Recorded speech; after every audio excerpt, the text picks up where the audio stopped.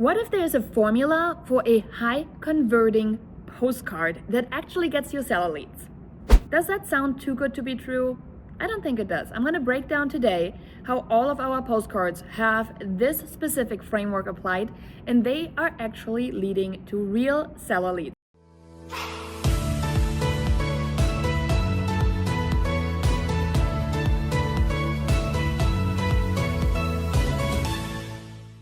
My name is Janine Sasso. I'm the owner and founder of the Hyperlocal Agent, and I really made it my mission over the last few years to help more agents get started with direct mail. I wrote several books on mail. This one here is Success with Real Estate Mailers. I also wrote Success with Just Listed and Just Sold Postcards.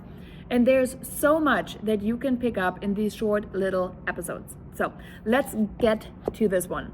Today is all about crafting a high converting postcard. That's right. High converting postcard.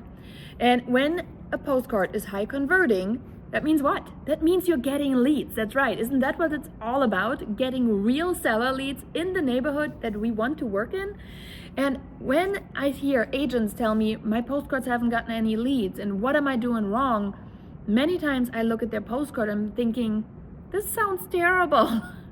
And I mean this in a really, really nice way oftentimes, but if your message is not in line with who you're trying to reach, okay, this is your market. If your message is not aligned with the market and the medium you're picking is not aligned with your person, okay, that doesn't give you any results. You need to align the message that you're sending with the person you're sending it to in the way they want to consume it. It sounds so simple, right? So how do we do it? How do we get this right? That's what we're going to cover next. So first up, let's talk a little bit about the visual appeal to your postcard. Most postcards I look at are just filled with stuff. There's no visual appeal to it whatsoever. All of our postcards actually follow a very, very simple way. They look on the front and on the back. So everything has a place, everything is allocated. People know what they can modify, what they cannot modify. They can modify anything, but it's already laid out for them, taking out the guesswork of what we found is working best. Not just to get obviously the leads, but also to get the most amount of responses. So that is one. The second thing we say is the call to action. I still see a lot of agents using the call me for a consultation or call me for a free comparative market analysis. Stop it, right? Your call to action should not be call me. This is not something that they can easily do. Your call to action needs to be one of the easiest things for them to do right there and right then that doesn't involve you. And the way I always try to explain it to agents is if you're trying to recruit another agent and you're saying, hey, why don't you just come over to my office and we'll talk about the company? And you're like, no, that feels very like I'm committing to you, right? You try to find neutral ground, like a coffee shop or just, a general place of like, hey, why don't we just, sit down over at that restaurant or wherever, right? You try to find neutral ground. Yet so many agents I still see trying to drive all these seller leads to go to my website that has my name all over it.com. Don't do it, okay? You need to really be in the mindset of that seller. They are not ready to commit to you. They do not know you. They do not know that they can trust you. It's your job as an agent to prove that to them. All right, next up, I want you to really start thinking about you, right? You are the brand. For those of you that have seen my videos before, what's my favorite color? I mean, it is really that simple, right? I typically dress in black. It's just one of those things that it's easy. I don't have to think about it. And I invested into a branding photo shoot, which you will see me in either black dresses, black jumpsuits, right? Most often jumpsuits. I'm more of a jumpsuit person than a dress person. But all of this is based on me starting to build my brand. Now, if you're super colorful, right, and you have always the dangling earrings there, then that's you. Be you, have a professional photo shoot, get a high quality photo of you, and then continue using it. Not updating headshots sometimes is also one where people are like, You need to update these because people will then be like, this is not the person from the photo. We've all seen the glam shots, right? So really invest into that. It makes you feel better to be on the marketing material.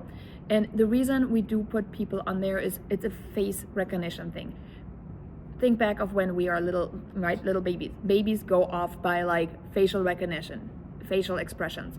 This doesn't change in people. So I know some of you might say, I don't want my face all over it. It's not that type of marketing. Real estate is that type of marketing.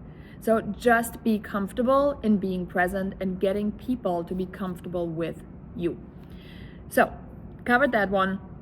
Finally, there's another one. In a high converting postcard, you want to make sure you're not forgetting personalization. Personalization is not possible when you use every door direct mail, for example, EDDM. This is bulk, this goes to everybody, you have no say in it whatsoever.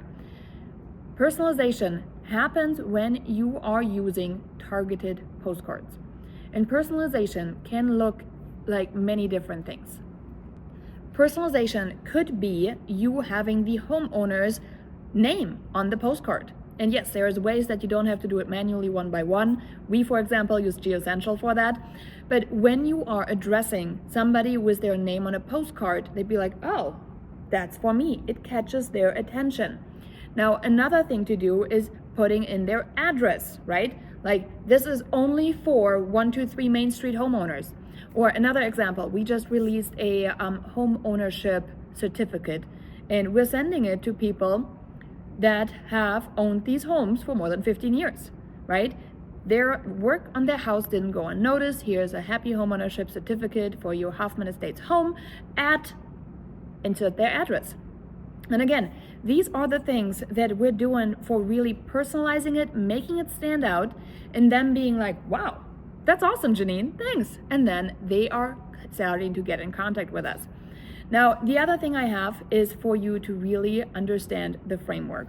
And this framework I use on my letters, I use on my postcards, which is why it says mailers. Okay, we kind of group them together. But this framework here is how people get into action, not real estate agents, but the actual sellers.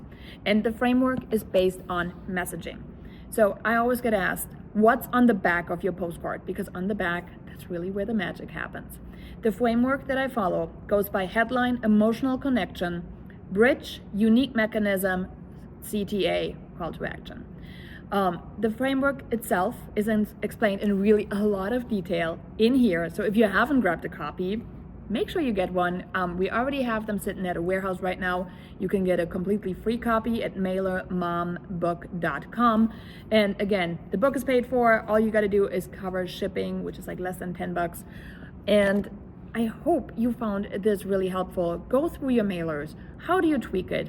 Are you following a good framework for the messaging? Is your messaging and your marketing a match? Does it make sense for what you're trying to achieve? Because at the end of the day, I did just look at my personal market, and I can tell you the #1 listing agents in the respective areas, they're all having a geographic farm. So hopefully it was helpful. And if you have any questions, we're here for you at the Hyperlocal Agent, and I'll see you in the next episode.